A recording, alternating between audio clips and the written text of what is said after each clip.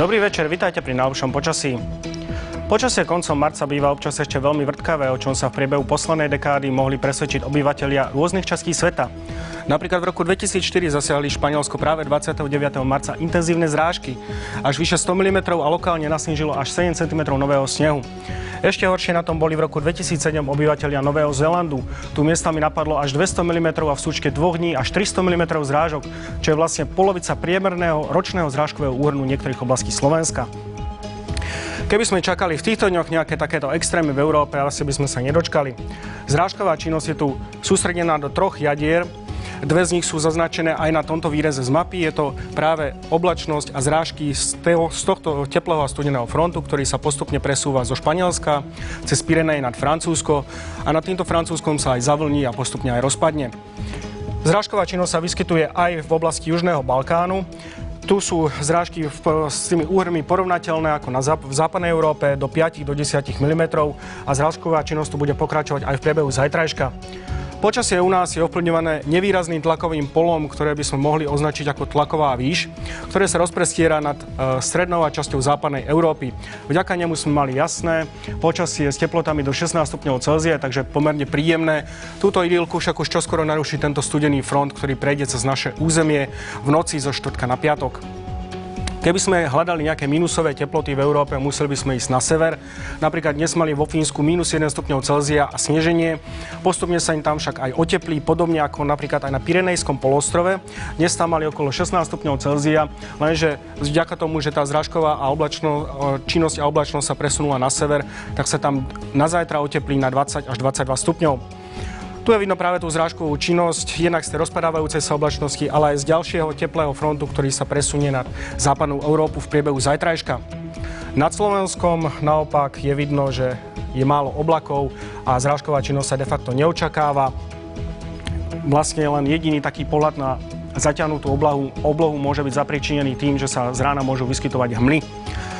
Poďme už konkrétne na Slovensko. Na západnom Slovensku bude v priebehu noci prevažne jasno až polojasno.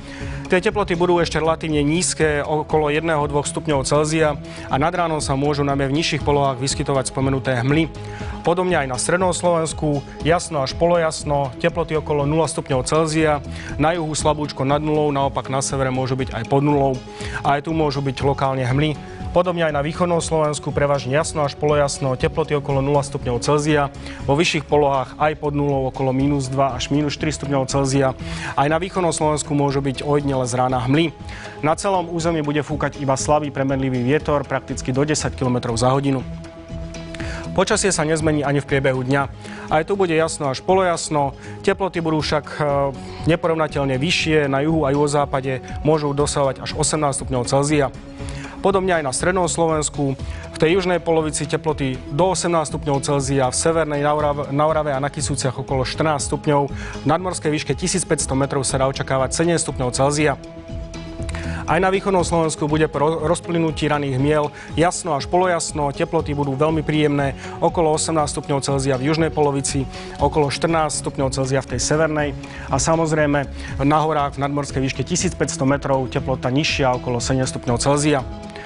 Vo štvrtok budeme mať ešte aj naďalej relatívne pekné počasie, ale už nám pribudne oblačnosť. Postupne sa od západu rozprší, v piatok sa dajú očakávať miestami zrážky. Tá zrážková činnosť bude prechádzať od západu na východ. V sobotu zrážková činnosť bude prechodne ustávať. Len lokálne sa vyskytnú slabé prehánky. V nedeľu k nám začne však opäť prúdiť teplejší vzduch od juhozápadu a tento prílev toho teplého vzduchu bude vlastne vrcholiť v priebehu pondelka, kedy teploty na juhu a juhozápade môžu dosiahnuť až 24 stupňov Celzia. Od útorka sa však dá očakávať postupné zhoršovanie počasia, ale o tom až niekedy na budúce. Vďaka posunu času nám slnko vychádza o niečo neskôr, asi o 6:30.